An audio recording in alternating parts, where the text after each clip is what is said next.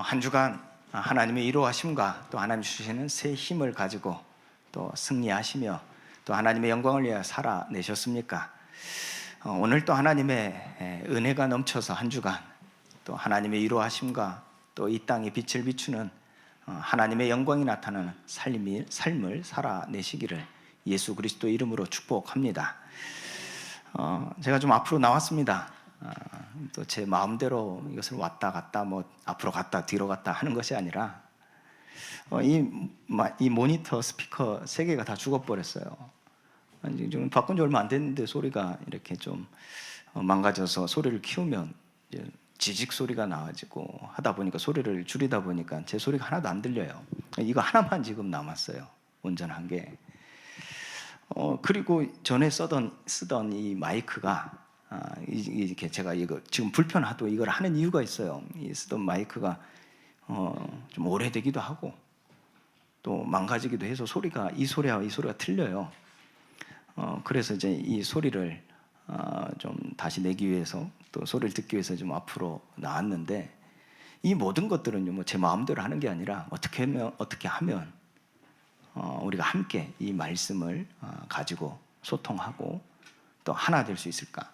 또 어떻게 하면 또 이 복음 안에서 저와 여러분들이 또 가까워지고 함께 할 수 있을까라는 기준에 의해서 이렇게 하나하나 바꿔가기도 하고 또 이렇게도 해보고 저렇게도 해보고 하는 것입니다. 이것은 우리가 다 하나님의 은혜가 있기 때문에 또 그 은혜를 받음으로 인하여 조금 더 하나님 앞에 더 나아가고 또 여러분들이 하나님께 어떻게 하면 조금 더 나아가게 할까 하는 그런 마음에서 움직여지는 모든 일들입니다.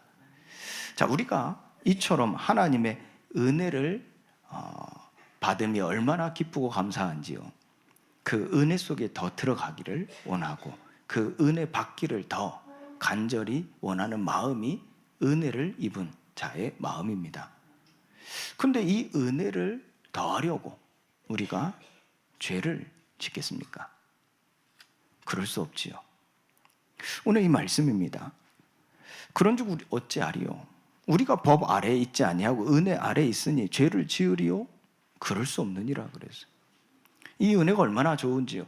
하나님이 우리를 사랑하시고 우리를 축복하시고 우리가 함께 하신다는 게 얼마나 기쁘고 안전하고 이 평안이 되는지, 우리는 끊임없이 그 은혜를 갈망하며 그 은혜 받기가 좋아서 또 그 은혜 속에 있으려고 더 담대히 나아가게 되어지는 것이죠. 그런데 그 은혜를 받으려고, 그 은혜를 더하려고 죄를 짓는다면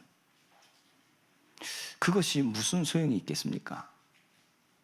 자, 이걸 오늘 말씀은 어떻게 표현을 했냐면요, 그럴 수 없다 그랬어요. 이것은 우리가 인격적으로 그럴 수 없다 하는 의미도 맞겠지요. 그러나 더 강조하는 것은 하나님께서 여러분들을 그와 같이 버려두지 아니하시는 겁니다. 그렇기 때문에 하나님은 우리를 그와 같이 버려두지 아니하시고 우리를 구속하시는 겁니다. 그 방법으로 오늘 메시지입니다. 오늘 큰 주제 메시지입니다. 큰 주제는 죄로부터 해방된 의의 종. 자, 이 주제를 가지고 우리에게 주어진 큰 메시지는 이와 같습니다. 너희 지체를 의에게 종으로 내주어 거룩함에 이르라는 겁니다. 그리하면 하나님은 우리에게 은혜를 더해 주신다는 것이죠. 자, 우리가 이 은혜가 얼마나 좋은지 얼마나 기쁜지 그 은혜를 받으려고 더 애쓰지 않습니까? 그 은혜 속으로 더 들어가려고 담대히 나아가지 않습니까? 그런데 그 은혜 속에 더 들어가려고 죄를 짓는 것이 아니라 우리는 하나님의 인도하심 속에, 그 구속하심 속에서 하나님이 우리에게 약속하시고 성취하신 그 의, 하나님의 의, 그 의의 종이 돼요. 거룩함을 입음으로써 하나님은 우리를 그 은혜로 충만하게 하신다는 겁니다. 자, 이것이 오늘 우리가 붙잡을 메시지죠. 자, 이것은 하나님께서 이 세상 만물을 창조하시고 사람을 지으시고 하나님의 형상대로 지으시고 그들에게 복을 주실 때 정하신 이치요 법입니다. 그래서 모든 인간은 하나님의 법 아래에 있었던 겁니다. 그래서 하나님은 그 법 아래에서 모든 은혜를 주신 겁니다.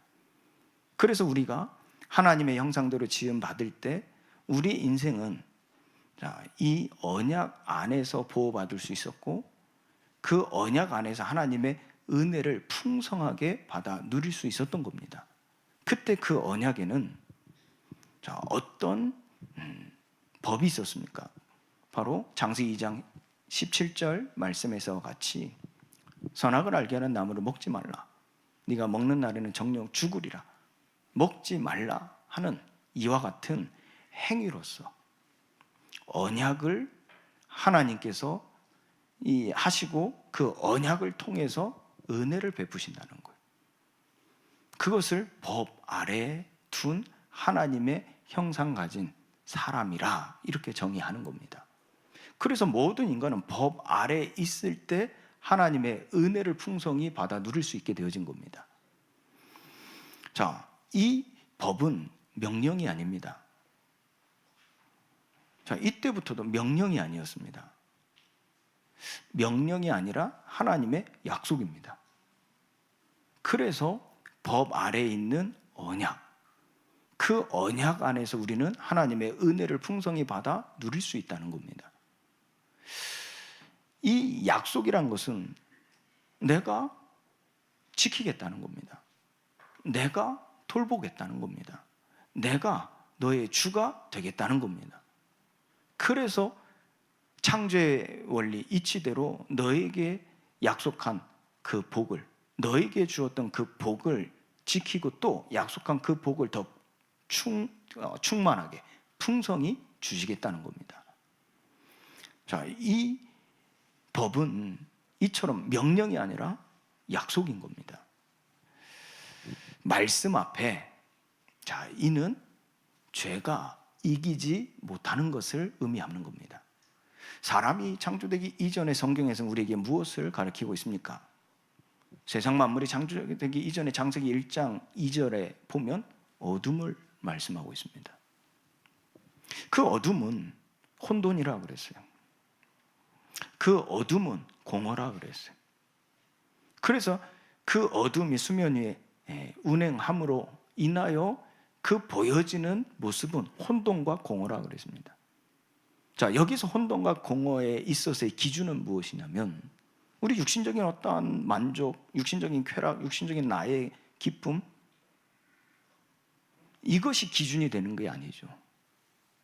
내가 알고 있던 지식, 내가 경험을 통해서 쌓은 그 지식의 이론, 내가 가지고 있는 그것이 계속 증명되어서 내가 가지고 있는 사상, 이것이 기준이 되는 속에서 혼돈을 말하는 게 아닙니다. 내가 있어야 될 걸 없는 것이 공허라 함을 말하는 게 아닙니다. 그 기준은 어디 있습니까? 하나님께 있는 겁니다.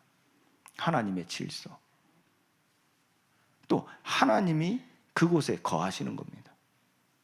하나님이 그곳에 만왕의 만유의 주로 계시는 것입니다. 이게 깨지는 거죠. 그래서 혼돈, 그래서 공허라 얘기하는 겁니다. 그것이 어디 가운데요? 흑암 가운데, 어둠 가운데. 자, 이것을 하나님께서는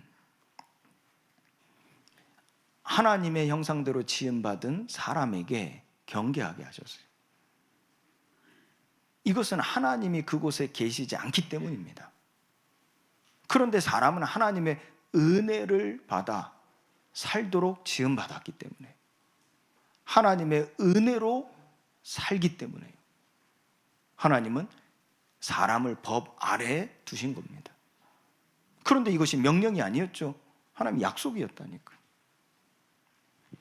그것을 우리가 해석해 보면요, 하나님의 언약, 곧 말씀 앞에 죄가 이기지 못한다는 겁니다. 이 어둠이 이기지 못한다는 겁니다.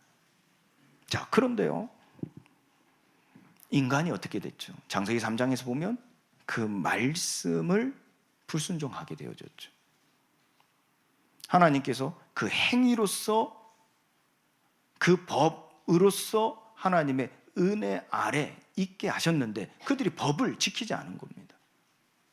그 행위, 곧 불순종하게 되어진 겁니다. 그때 그들의 그들의 인생 속에 하나님의 은혜가 끊어진 것이죠. 그들의 인생 속에 어둠이 덮인 겁니다. 그래서 그들의 인생 속에 혼돈과 공허가 찾아온 거예요. 이는 곧 하나님이 계시지 않는 거예요. 하나님이 은혜 주시지 않는 거예요. 그러니까 하나님이 계시지 않기 때문에 그들의 상태는 어떻게 됐죠? 버려진 자, 고아와 같이 되어진 거예요. 그런데 세상 이치를 통해서 여러분들이 금방 알 수 있는 이 버려진 자, 고아 같은 자의 인생은 어떻죠? 강한 자가 와서 삼키는 겁니다. 여러분들 세상 이치를 보시면 금방 아시죠? 뭐 생태계 법칙, 자연의 법칙, 피라미드 법칙이라 여러분들 어렸을 때 배우셨죠? 약자가 있으면 그 강자가 그 약자를 잡아 먹어버리는 거예요. 그게 세상 이치입니다. 어둠이 덮이니까요, 하나님의 은혜 아래 있지 못하게 되어진 인간을 강한 자가 덮치는 겁니다. 먹어버리는 겁니다. 그걸 이 사도 요한은요 이렇게 표현했습니다. 마귀에게 속한다. 그러니까 죄를 짓는 자는 마귀에게 속하나니. 그래서 마귀에게 속한다라고 표현을 한 겁니다. 결국은 인간이 이처럼 이 어둠에 곧 마귀에게 속하였을 때 하나님께서는 그들에게 다시 언약하셨어요. 그 언약이 바로 창세기 3장 15절에 여자의 후손을 보내시겠다는 거예요. 여자의 후손이 이 뱀의 머리를 상하게 하신다는 겁니다. 자, 이것은 무엇을 의미합니까? 자, 여기서 중요한 메시지입니다. 죄가, 이 어둠이 그리스도인의 삶에서 승리하지 못한다는 얘기입니다.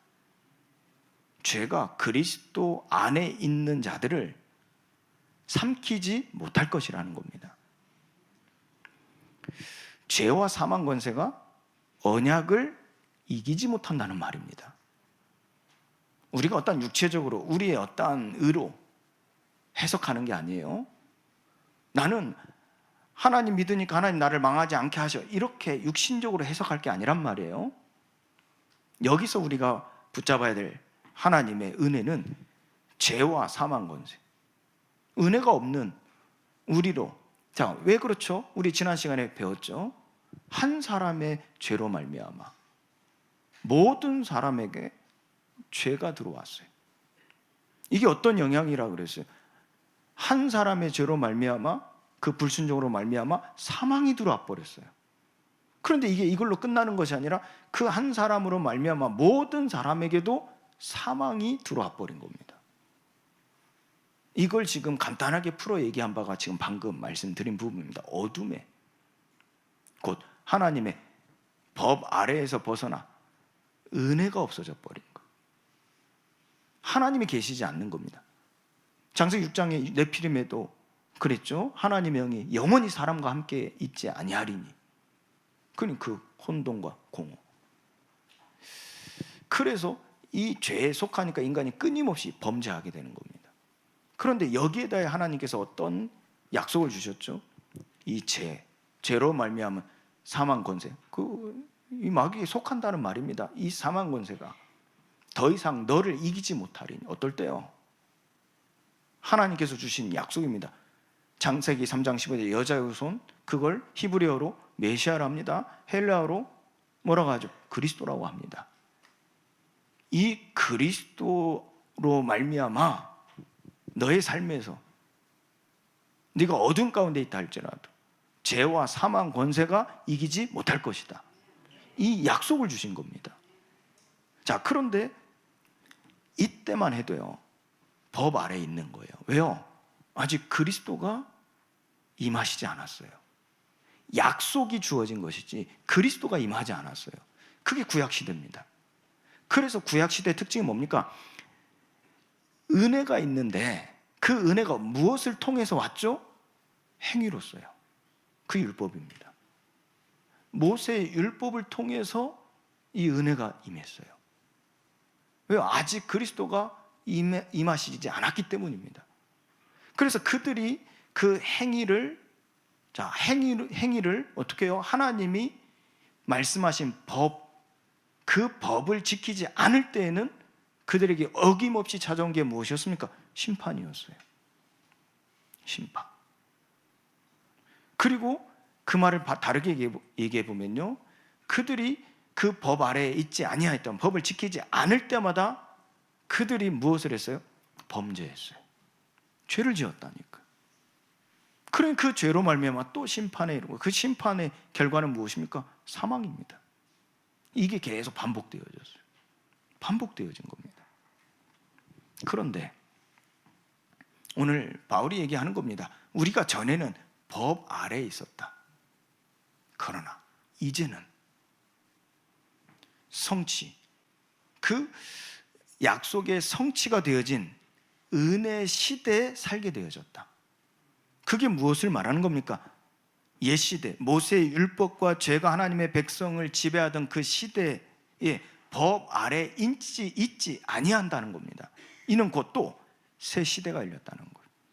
우리가 법 아래 있는 것이 아니라 은혜 아래 영원히 살 수 있다는 것이고, 은혜 아래 항상 있다는 것입니다. 어떻게 해요? 로마서 3장 24절에 이미 말씀하셨어요. 그리스도 예수 안에 있는 구속입니다. 예수 그리스도 안에 있는 그 속량으로 말미암아 우리가 더 이상 법 아래 있지 아니하고 은혜 아래 있게 되어졌다는 거예요. 이미 완성되어졌다는 거예요. 그래서 모세 시대, 구약 시대에는 법 아래에서 하나님의 백성들, 이들이 은혜를 입었어요. 그런데 예수님께서 이 땅에 오셔서 십자가에 못 박히실 때 요한복음 19장 30절에 다 이루었다, 이 말씀하셨어요. 다 이루었다. 그것은 무엇을 의미합니까? 우리가 더 이상 이제 법 아래에 있지 아니하고 은혜 아래에 항상 있게 된다는 얘기입니다. 엄청난 얘기입니다. 예수님 십자가에 죽으실 때 다 이루었다 하신 말씀은 우리에게 엄청난 복음입니다. 은혜 아래 항상 있게 되어졌다니까.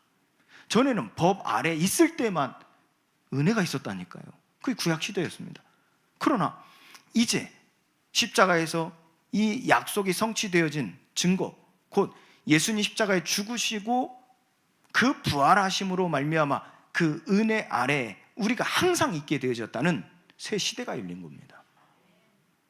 그래서 새 하늘과 새 땅이라, 우리가 구원받고 난 이후에, 곧 그리스도께서 십자가에 못 박히시고 부활하신 이후에 열려진 시대가 이와 같이 표현이 되어진 거예요.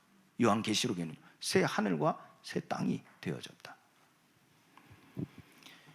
이제는 법 아래에서 있는 것이 아니라 예수 그리스도의 구속, 그 구속으로 말미암아 항상 우리가 은혜 가운데 있다는 거예요. 값없이 의롭다 하심을 받은 하나님의 은혜라는 겁니다. 전에는 우리가 끊임없이 법을 지켰어야 됐어요. 끊임없이 율법을 지켰어야 됐다니까. 그래 은혜가 있었다니까. 그런데 우리가 그 율법을 지키지 않아도 우리가 항상 은혜가 있을 수 있는 것은 예수 그리스도 안에 있는 구속이라는 겁니다. 그래서 예수님은 율법을 폐하러 오신 것이 아니라 율법을 완성하러 오셨다. 이는 우리가 항상 은혜 안에 있게 하려 하심이라. 이걸 바울은 영생이라는 단어를 쓰는 겁니다. 영생이라는 단어. 우리가 이 신약 성경을 읽으면요, 눈에 들어온 한 단어가 있습니다. 그게 바로 영생입니다. 그 영생을 육신적으로 해석할 게 아니에요.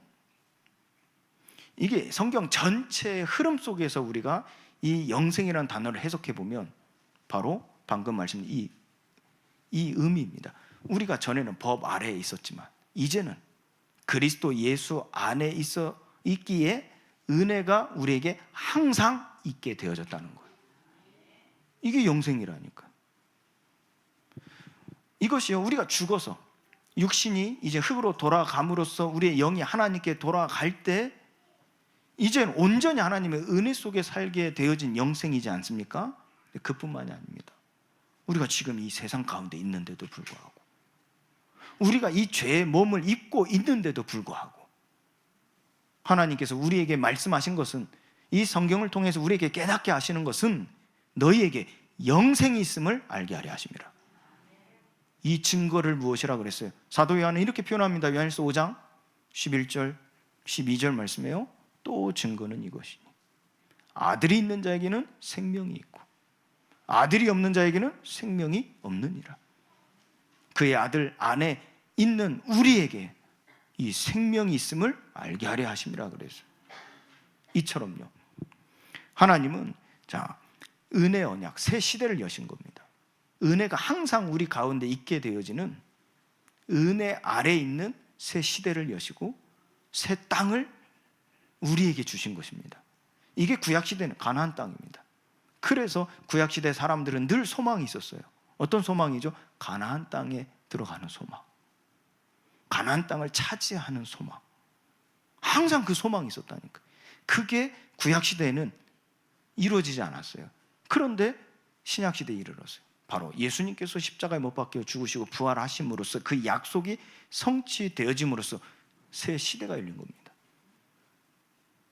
그러나 우리가 지금 태어나든 구약시대에 태어나든 하나님의 은혜는 동일했습니다. 구약시대는 특히 하나님은 그들을 온전하게 하시고 또 그들에게 힘을 주시고 그들에게 은혜를 주시는 바가 지금보다 훨씬 컸습니다. 사실은 지금은 우리가 사실은요, 지금 모든 게 갖춰져 있게 이미 완성되었기 때문에 그 은혜가 없는 것처럼 보일지 몰라도요, 작은 것처럼 보일지 몰라도 그게 당연한 겁니다. 왜? 이미 와 있으니까요. 그런데 구약시대 사람들은 온 게 아니에요. 그래서 그들이 아무리 힘을 쓴다 할지라도 안 돼요. 그래서 은혜가 더 컸다니까. 우리 지난주에 이 말씀 중에 이 말씀 기억하십니까? 죄가 더한 곳에 은혜가 더욱 넘치나니. 그게 구약시대 사람들이 살아갔던 삶의 비밀이었습니다. 그래서 그들은 그리스도의 그림자를 보고도요, 세상이 감당치 못할 자가 되어진 거예요. 또 4장 16절에 보면요, 그리스도를 믿음이라 그랬어요. 우리가 그리스도를 믿는 믿음인데 어떻게 해요? 하나님의 자녀가 되는 권세를 주셨으며 그 은혜에 속한 상속자가 되어졌다고 그랬어요. 저는 그 법을 지켜야만이 상속자가 되어졌다니까. 법을 지켜야만이. 지금도 세상 법은 그렇잖아요. 세상 이치는, 세상 원리는 그렇지 않습니까? 상속자가 되려면요, 철저히 지켜야 돼요. 뛰어나야 돼요. 기업의 총수, 다음 세대가 되려고만 해도 그 기업을 이끌 자격을 갖춰야 돼요. 갖춰야 된다니까. 갖추지 않으면 탈락됩니다. 그래서 피 터지는 경쟁, 피 터지는 싸움이 있는 겁니다. 그게 세상 원리입니다. 그러나 우리가 은혜 아래에 있다는 것은 그리스도를 믿는 믿음이 우리를 항상 은혜 아래 있게 하셨다니까요.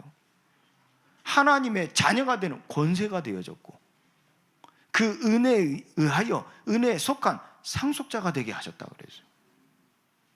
정말 감사한 일이죠. 또한 5장 15절부터 21절까지 말씀해 보면 그리스도와 연합함으로써 우리는 그 은혜가 항상 우리에게 있음을 알고 누리게 하신다는 거예요. 그래서 고난보다 더 큰 영광이라 그랬어요. 하나님의 은혜가, 그 은혜의 의가 다스리는 삶입니다. 죄가 많은 곳에 넘치는 은혜로 인하여 우리에게 생명이 주어지고 생명을 보존케 되어지고 그 의로 말미암아 또 다른 사람도 죄로 말미암아 사망에 이르게 될 자들도 생명을 보존케 되리라 그랬어요. 이 생명 운동입니다, 이게요. 그래서 죄가 많은 곳에 하나님의 은혜가 더욱 넘쳐서 생명 운동이 살아나는 거예요. 그래서 우리는 자꾸 어디 가운데로 가는 겁니까? 모든 것이 완성되어졌고 갖추어졌고 좋은 곳으로 가는 게 아닙니다. 우리는 어디 가운데로 가죠? 죄가 많은 곳에 가는 거예요. 그래서 그 죄가 많은 곳에 더욱 은혜가 넘쳐서 나의 생명을 보존받을 뿐더러 죄로 말미암아 사망에 이를 자들에게 이 은혜로 인하여 생명을 보존케 되어진 일이 이루어지게 되는 거죠. 생명 운동이 일어나는 겁니다. 무엇이요? 그리스도와의 연합입니다. 그래서 이 고난, 육체적인, 육신적인, 세상적인 해석에서의 고난을 말하는 게 아니에요. 여러분들이 이 고난을 싫어하고 부담되고 고난을 거부하는 이유가 무엇이냐면 이 고난을 어떻게 해석하죠? 세상적으로, 육신적으로 해석하니까 그래요. 그런데 복음적으로 해석해 보세요. 그리스도에게 보내신 하나님의 사랑으로 해석해 보세요. 이 때문에, 이 그리스도의 고난 때문에 오늘 우리가 이 은혜 아래 24시간 사는 줄 믿습니다. 그렇다면 나에게 주어진 고난, 그리스도의 연합으로 말미암은 고난은 이 복음적인 해석으로 본다면 생명 운동이 일어나는 기회가 되는 겁니다. 하나님의 시간표가 되는 겁니다. 얼마나 감사한 일이 되겠습니까? 그래서 그리스도 안에 있는 생명의 성령의 법이 죄와 사망의 법에서 너희를 곧 우리를 해방시키신 것입니다. 우리 이걸 믿는 거죠. 그리고 우리가 이와 같이 그리스도와 연합되는 겁니다. 성취의 새 시대에 살게 된 우리입니다. 바울은 오늘 이 말씀을 통해서 지금 이걸 전하고 있는 거예요. 우리가 법 아래에 있지 아니하고 새 시대, 곧 은혜 아래에 살게 된 자들로서 우리 안에는 예수 그리스도, 곧 우리 주로 말미암은 영생이 있다는 겁니다. 곧 은혜가 항상 있다는 겁니다. 이 모든 것은 율법을 지킴으로써가 아닌 하나님의 의로 말미암아, 의의 종이 됨으로 말미암아, 이는 곧 하나님의 의는 우리가 쉽게 한마디로 얘기해 본다면 무엇입니까? 바로 우리에게 약속하신 바요, 그 약속이 성취되어진 증거요, 그것이 무엇입니까? 바로 보혜사 성령이 내주하시는 것이죠. 보혜사 성령께서 나를 견인해 가시는 것이고, 보혜사 성령께서 내 연약함을 아시고 하나님의 뜻을 간구하시며 나를 위하여 역사하시는 것이죠. 그것이 하나님의 의라는 겁니다. 정의를 해본다면, 한 단어로 정의를 한다면 성령이겠죠. 성령. 그런데 구체적으로 이것이 나에게 적용되어지는 하나님의 은혜는 무엇입니까? 그 성령이 내주하시며 나를 견인해 가시며 나에게 역사하신다는 겁니다. 그 의의 종이 되어지는 거예요. 그걸 신약 성경에서는 끊임없이 예수 그리스도의 제자는 이런 단어를 썼습니다. 그래서 성경에 기록된 단어죠. 성령의 충만함을 받았다. 성령의 충만함을 입었다. 이걸 바울은 또 오늘 이와 같이 표현하는 겁니다. 의의 종이라. 그래서 우리는 의의 종이 되어짐으로써 이 죄로부터 완전한 해방을 얻었으며 이것은 곧 은혜 아래 항상 우리가 있다는 것입니다. 하나님을 찬양하시기를, 하나님께 감사함의 영광 돌리시기를 예수 그리스도의 이름으로 축원드립니다. 하나님은 그것을 기뻐 받으시는 거예요. 오늘도 우리가 하나님을 찬양하고 감사하며 영광 돌릴 때 하나님은 그 소리를, 그 마음을, 그 중심을 그 산 제물로 흠양하시는 거예요. 그래서 여러분들을 축복하시는 거예요. 그래서 여러분들의 고난을 위로하시고, 그래서 여러분들의 연약함을 하나님 후히 넘치게 채워주셔서 서로 사랑하게 하실 때 그 사랑이 후히 넘쳐 그 은혜가 저 죄 가운데 빠져있는 자들에게 흘러 넘치게 하시는 것입니다. 그게 지금 선지자들의 복음 운동이었으며 이게 고난당하는 초대교회 성도들의 복음 운동이었습니다. 지금 이 시대 살아가고 있는 현대교회 속한 모든 하나님의 자녀들에게 주시는 은혜요, 그들이 이루고자 하는 복음 운동입니다. 곧 우리가 이루고 있는 복음 운동입니다. 자, 그렇다면요, 우리 본론 들어와서요. 자, 이 죄가 무엇이기에? 우리는 절대적으로 하나님의 은혜가 필요하며 죄가 무엇이기에 하나님 우리를 의의 종이 되라 하시냐 하는 겁니다. 죄를 우리가 우리의 삶에서 좀 적용시켜서 해석을 해보면요, 이와 같이 말할 수 있습니다. 사망 권세에 묶여있는 상태다는 겁니다. 이걸 바울은 에베소 2장 3절에 이렇게 얘기했어요. 본질상 진노의 자녀라 그랬어요. 또 요한은요, 요한복음 8장 44절에는 거짓 아비, 그러니까 너희 아비라 그랬어요. 너희 아비. 그러니까 이걸 풀어 얘기하면 마귀 자녀란 얘기예요. 마귀 자녀, 사탄의 자녀란 얘기예요. 풀어 얘기하면 세례요한은 그렇게 얘기한 겁니다. 해석한 겁니다. 너희 아비, 거짓 아비. 이게요, 죄, 이게 죄인된 모습이라니까. 이게 우리가 뭐 영적으로, 영적 세계의 존재적인 의미로서 본다면 바울도 표현하죠. 사도행전 같이, 특히 현장 전도 이야기가 담겨져 있는 사도행전 같은 경우에는 마귀에게 사로잡히고 마귀에게 눌리고 이 마귀에게 완전히 종로로 타는 자, 이렇게 표현을 하기도 합니다. 그런데 이게요, 우리는 단순히 존재적으로서 어떠한 상황적으로 이해할 게 아니라 상태로 이해를 해야 돼요.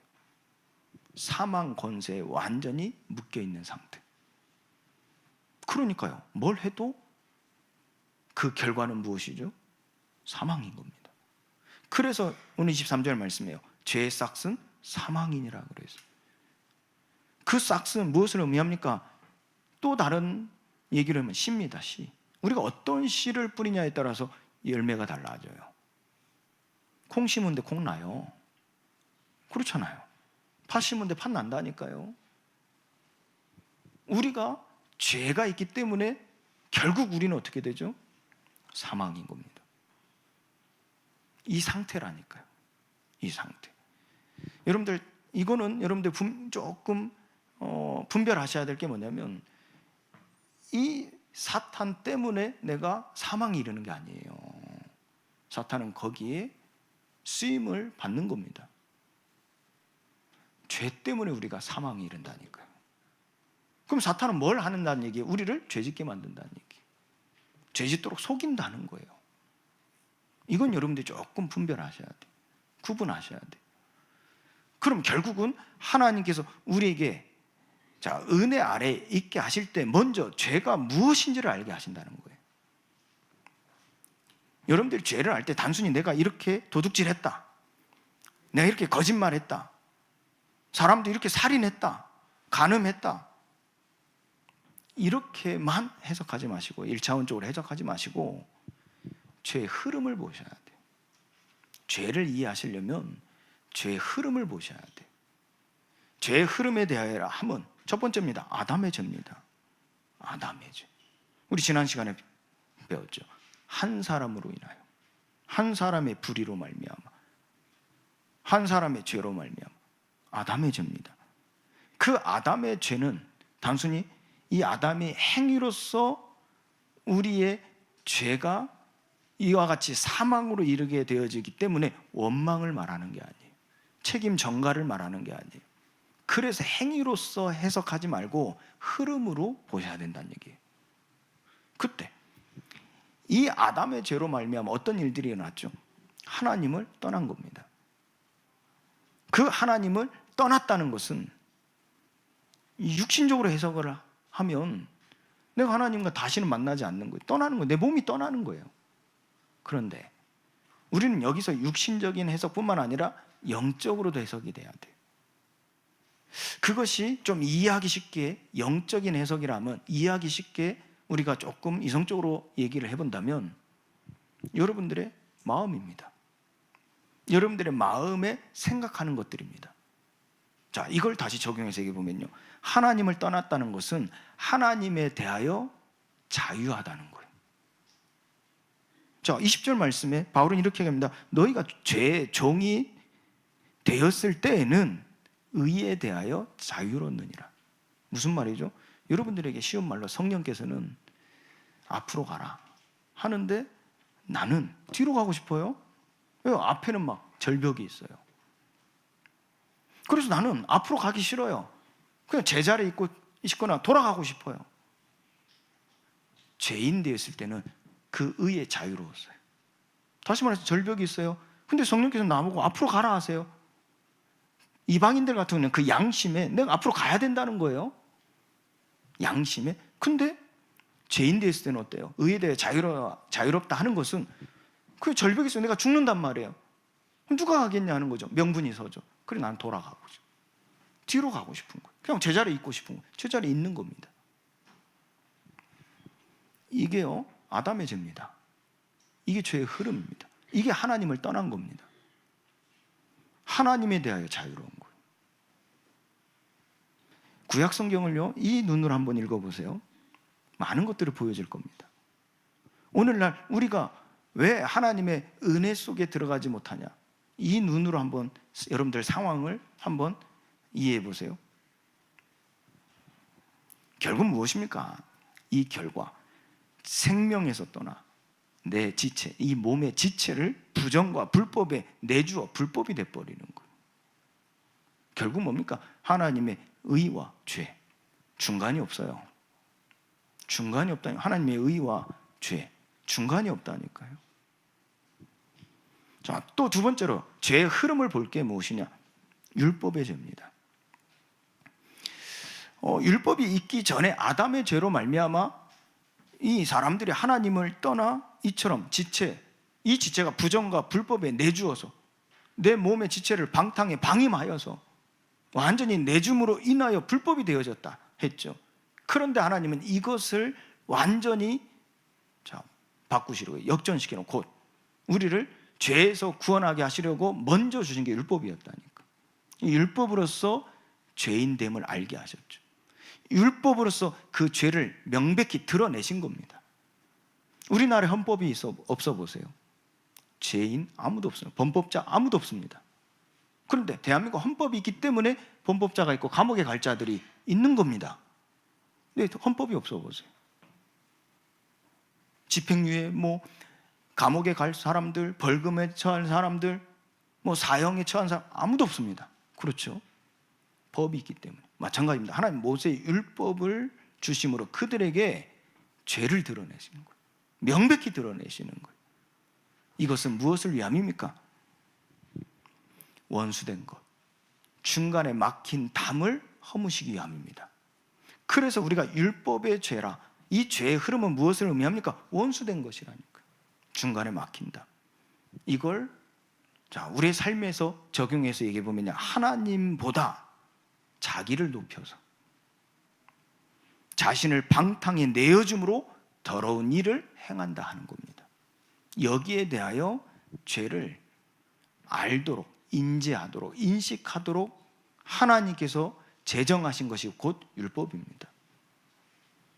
이것 때문에 파괴되는 거예요. 관계가 파괴되는 거예요. 이것 때문에 화목할 수 없어요. 이해 안 되십니까? 여러분들 가정에서 부부간에 남편과 아내가, 부부가 서로 바람핀다고 해보세요. 서로 바람핀다고 해보세요. 그러면 너도 바람피니까 나도 바람피는 거야. 논리적이죠. 합리적이죠. 그래서 서로 어떠한 경제적인 거나 어떠한 미래적인 어떠한 목표를 이루기 위한 조건적인 상황에서는 참을 수 있습니다. 왜요? 그 가치가 부부보다, 부부의 믿음, 신뢰보다 그 미래에 하고자 하는 그 일이 더 크다면 얼마든지 인내할 수 있습니다. 받아들일 수 있습니다. 근데 화목할 수는 없어요. 이미 관계가 파괴되는 겁니다. 우리가 하나님과의 관계 속에서 하나님의 자녀 구원받은 건 변하지 않습니다. 그런데 우리가 범죄해 보세요.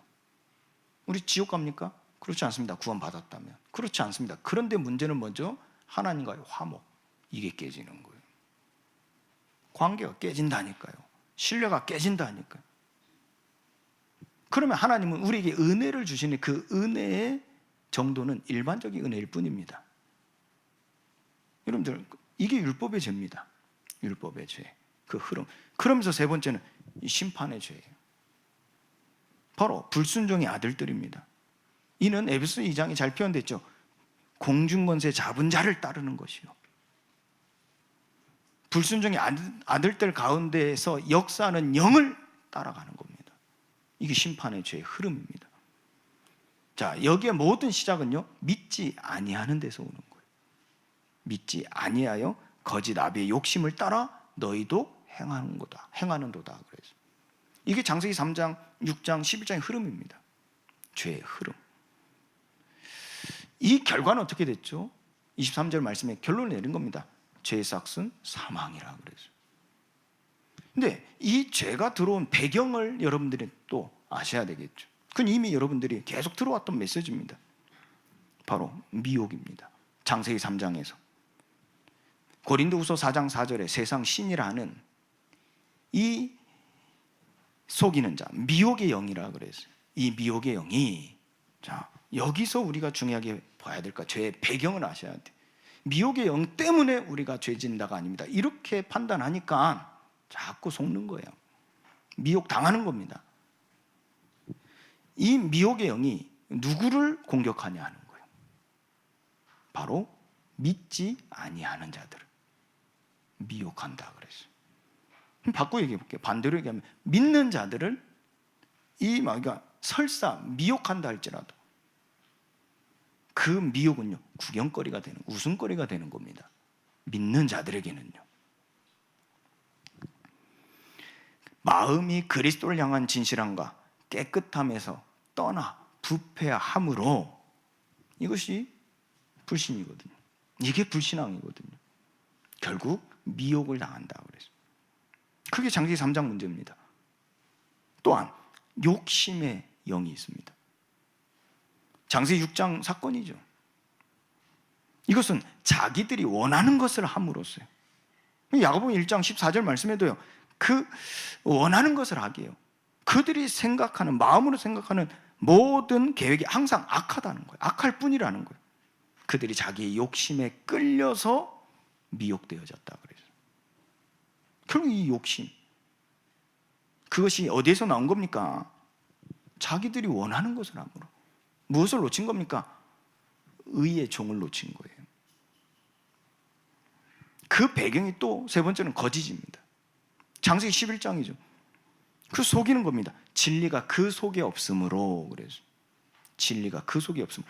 그들이 상황 속에, 현실 속에 어떠한 죽음의 위협, 두려움을 가질 때 그들이요, 살려고 바벨탑을 쌓았다니까. 근데 그게 이 거짓의 영이 잡아버리니까 어떻게 변질되어졌냐? 어떻게 더 확장되어졌냐? 우리의 이름을 높여 하늘에 닿게 하자. 이렇게까지 확장돼 버렸어요. 진리가 그 속에 없으므로. 진리에 서지 못하고 거짓말 할 때마다 제 것으로 말한다 그래서. 요한복음 8장 44절에 그러죠.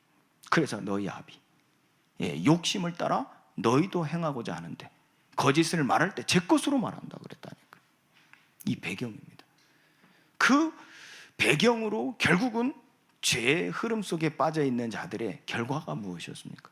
사망인데, 그 사망이, 여러분들이 이렇게만 하시면 안 됩니다. 물질적으로 실패하고, 건강적으로 침을 당하고, 상황이 악화되고, 자녀들에게 이상한 문제들이 생기고, 이런 식으로 해석하면 안 돼요.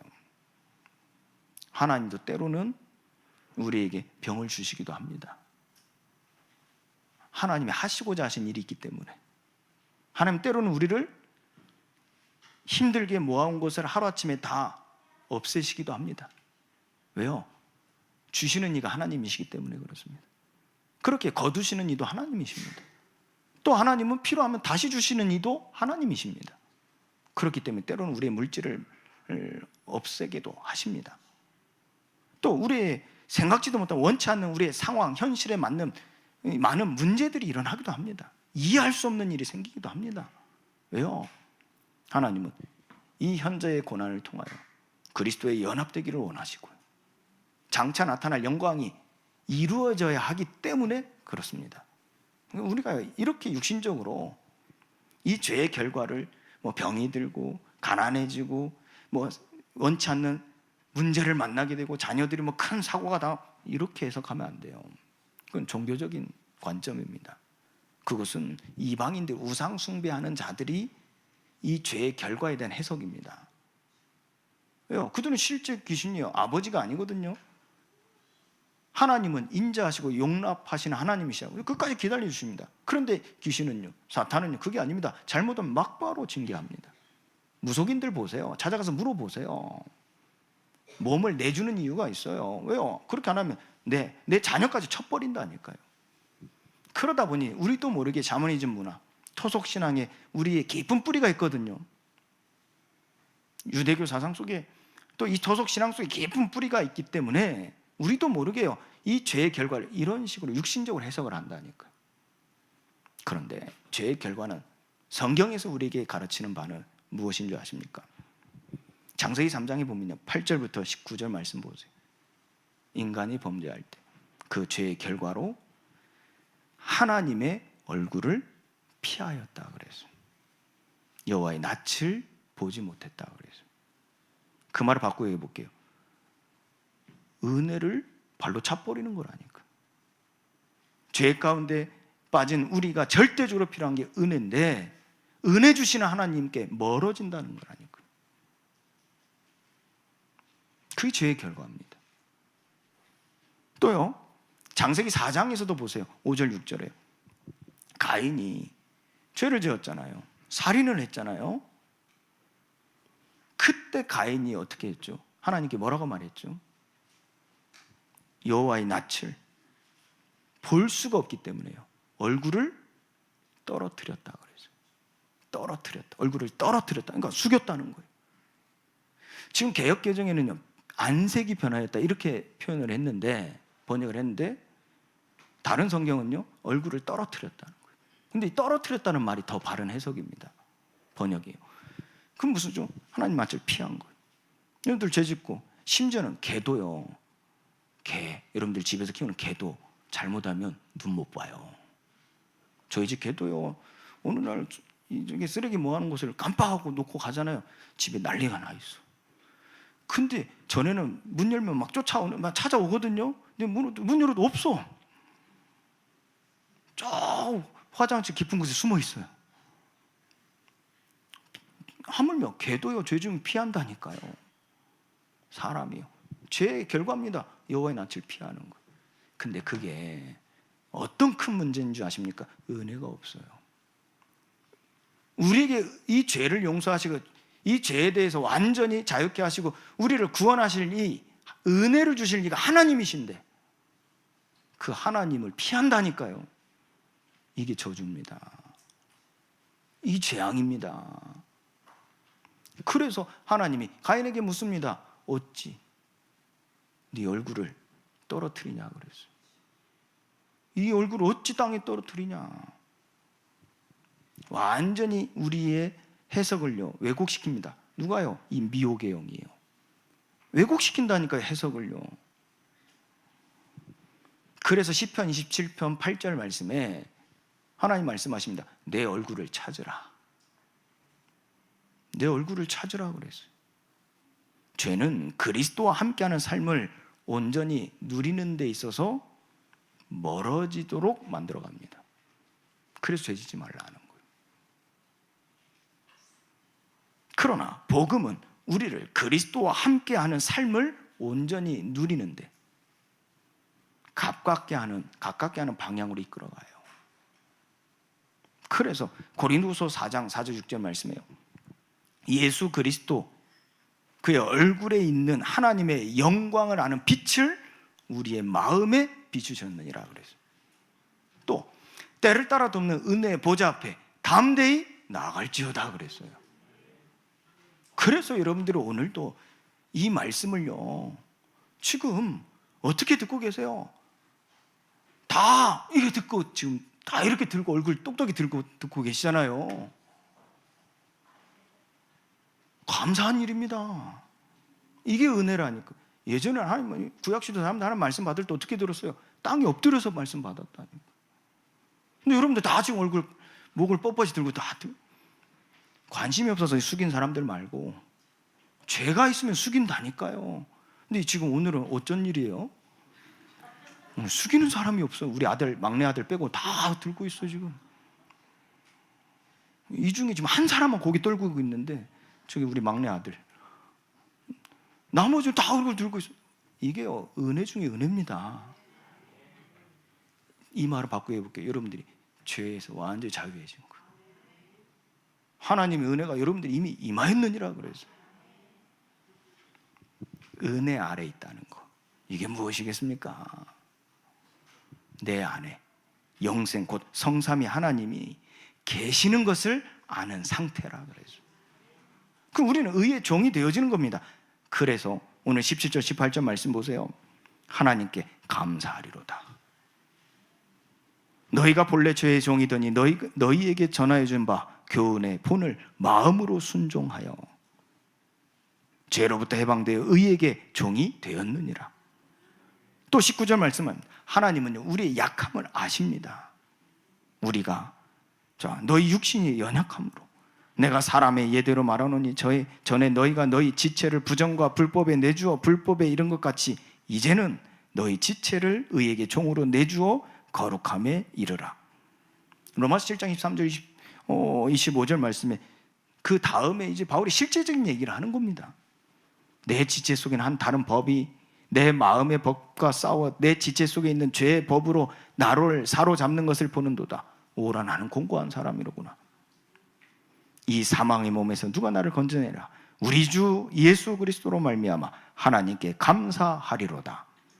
그런즉 내 자신이 마음으로는 하나님의 법을 육신으로는 죄의 법을 섬기노라 그래서.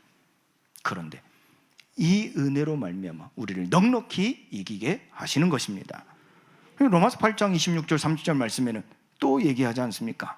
이와 같이 성령도 우리의 연약함을 도우시나니 우리는 마땅히 기도할 바를 알지 못하나 오직 성령이 말할 수 없는 탄식으로 우리를 위하여 친히 간구하시느니라. 마음을 살피시는 이가 성령의 생각을 아시나니 이는 성령이 하나님의 뜻대로 성도를 위하여 오늘 나를 위하여 간구하시느니라. 우리가 압니다.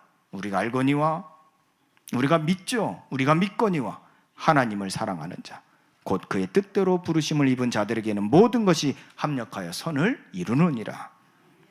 자, 그렇다면 우리는 이 지체를 의에게 종으로 내줘야 되겠죠.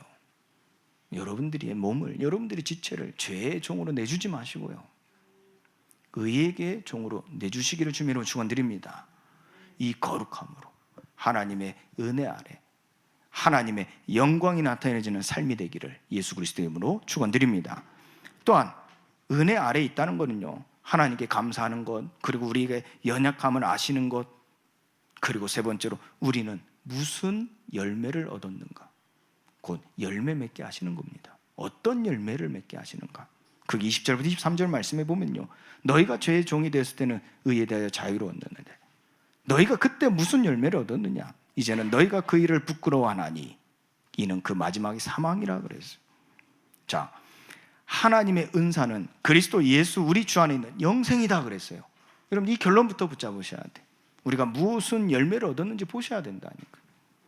그러면 여러분들 이 세 가지 질문, 작은 질문입니다. 세 가지 질문을 통해서 여러분들 열매를 점검해 보세요. 그 첫 번째는 나는 무엇에 자유한가? 여러분들 무엇에 자유합니까? 오늘 말씀을 토대로 한번 해보세요. 죄입니까? 의입니까? 갈라디아서 5장 13절 말씀에는요, 너희가 자유를 위하여 부르심을 입었으나 그러나 자유로 육체의 기회로 삼지 말고 오직 사랑으로 서로 종노릇하라 그랬어요. 서로 종노릇하라. 주 안에서 부르심을 받은 자들은 종이라도 주께 속한 자유인이요 또 그와 같이 자유인으로 부르심을 받은 자는 잡는 그리스도의 종인이라 그래서. 그래서 그리스도의 종된 자가 고난을 기뻐하는 거예요. 겸허히 받아들이는 거예요. 하나님은 우리에게 이 축복을요 주십니다.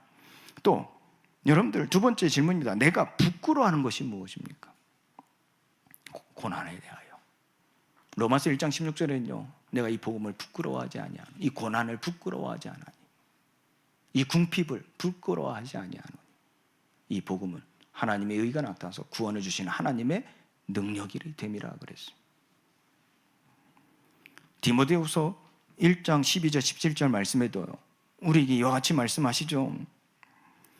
이로 말미암아 내가 또 이 고난을 받되 부끄러워하지 아니하면 내가 믿는 자를 내가 알고 또한 내가 의탁한 것을 그날까지 그가 능히 지키실 줄을 확신함이라. 그래서 너는 그리스도 예수 안에 있는 믿음과 사랑으로서 내게 들은 바 바른 말을 본받아 지키고 우리 안에 거하시는 성령으로 말미암아 내게 부탁한 아름다운 것을 지키라.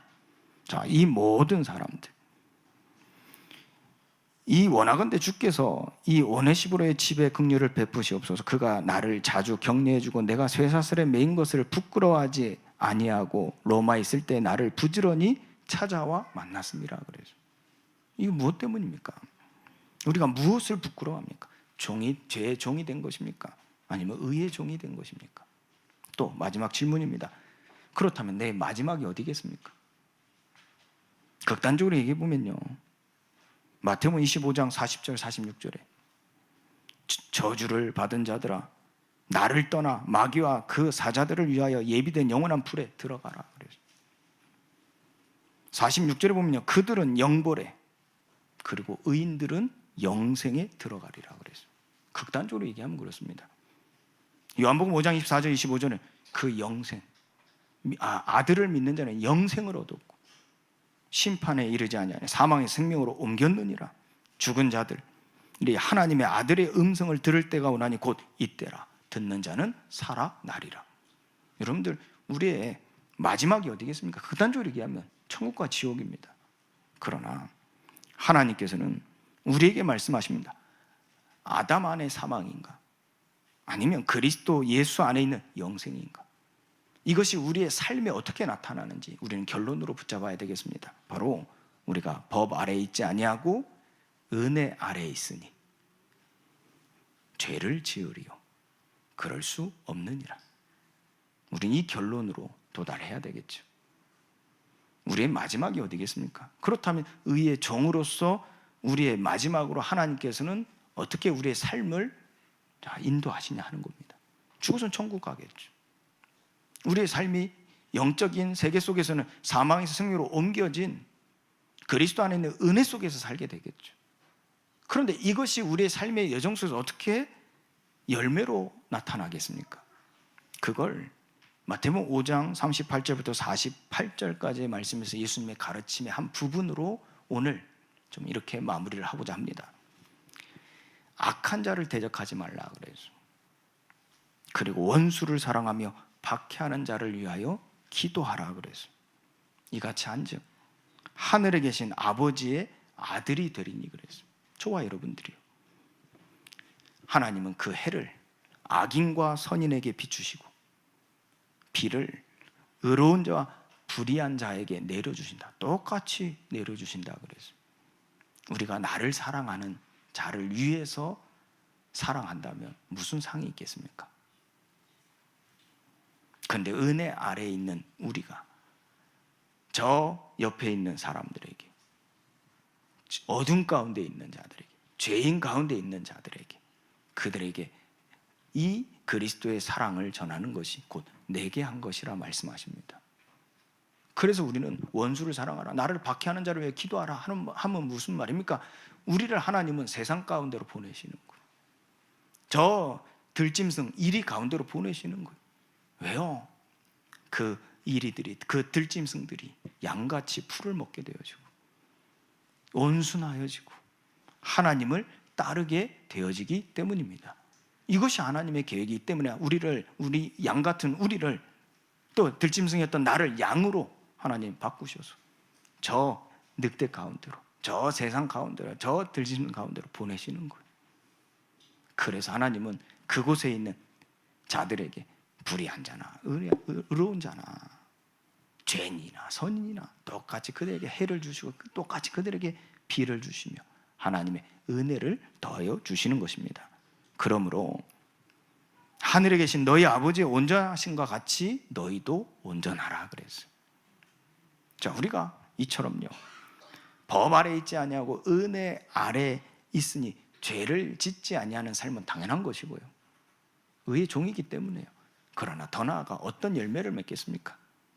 이 죄인들을 구원해야 하는 이 그리스도의 사랑이 우리로 말미암아 전하여지게 우리를 하나님은 저 죄인 가운데로 보내신 것입니다. 이것이 불신 가문에 있는 여러분들이 하나님의 보내심을 받은 자의 증거입니다. 여러분이 저 불신 지역 현장 속에 있는 것이, 여러분 주위에 수많은 죄인들이 있는 것이 하나님 여러분들을 보내신 증거입니다. 오늘 이 은혜 아래 있는 자로서 지체를 의에게 종으로 내주어 거룩함에 이르시기를 예수 그리스도의 이름으로 축원드립니다. 우리 함께